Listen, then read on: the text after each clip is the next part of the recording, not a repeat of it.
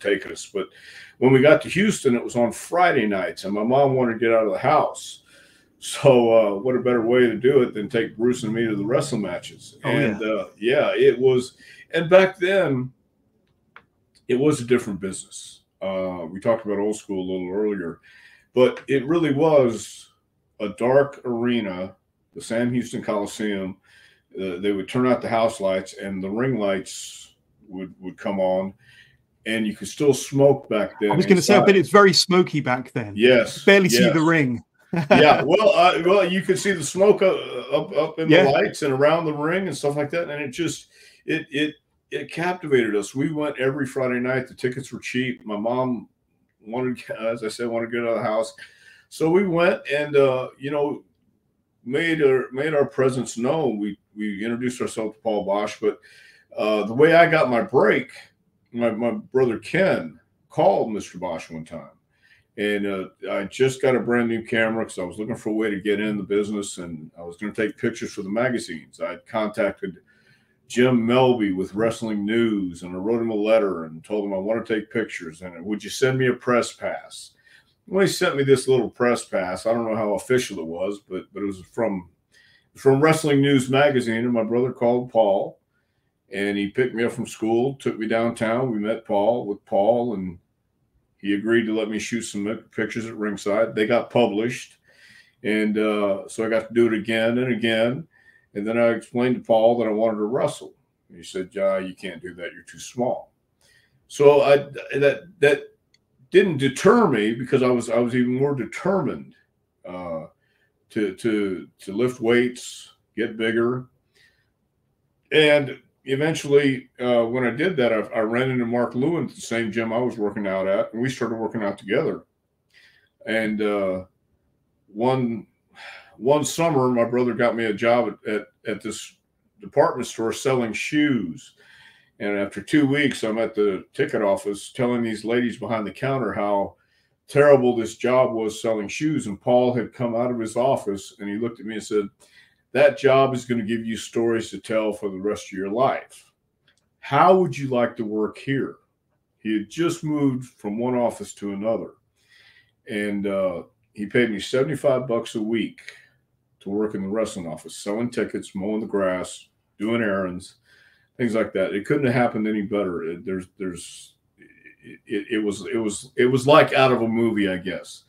And I started working in the summertime from the time I was 15 until the time I started wrestling.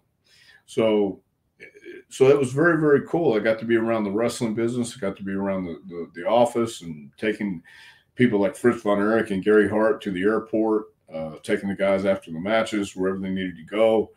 So, and once I did that, and once I started wrestling, Bruce took up my spot. He got working in the office too, and refereeing and second, and being Paul's assistant and things like that. So yeah, it was very, very cool. Let me just bring up some pictures here, because I'll be honest with you, Paul Boesch, obviously not as well known, not as notorious as he is over in the North American, but having listened to various podcasts, and of course your brother speaks very fondly of Houston Wrestling and Paul Boesch, but obviously he was very influential on you and all the talent and fans in around that area. But how influential was he on the North American scene and on yourself in particular? And I come across this photo here, and I think that's a very young Tom Prichard there. I don't know whether you were still in your teens there, or maybe you had started training, but how influential was he, firstly on the business and on you in particular? Well, Paul was Morris Siegel's assistant in Houston, Texas, growing up, and he was one of the better payoff men in the business. He and Sam Munchnick. You know, Sam Munchnick was president of the NWA, and we're talking about the 50s, 60s, 70s, and somewhat in the 80s. So, I mean, we're in 2023. I don't know if anybody would really know Paul Boesch unless they were a historian and wanted to find out about Houston wrestling. There's some really great matches on YouTube out there, Houston wrestling, where Paul's commentating and things like this. But Paul was a well-respected promoter in Texas, and everybody wanted to work for Paul Boesch, just like they wanted to work for Sam Munchnick.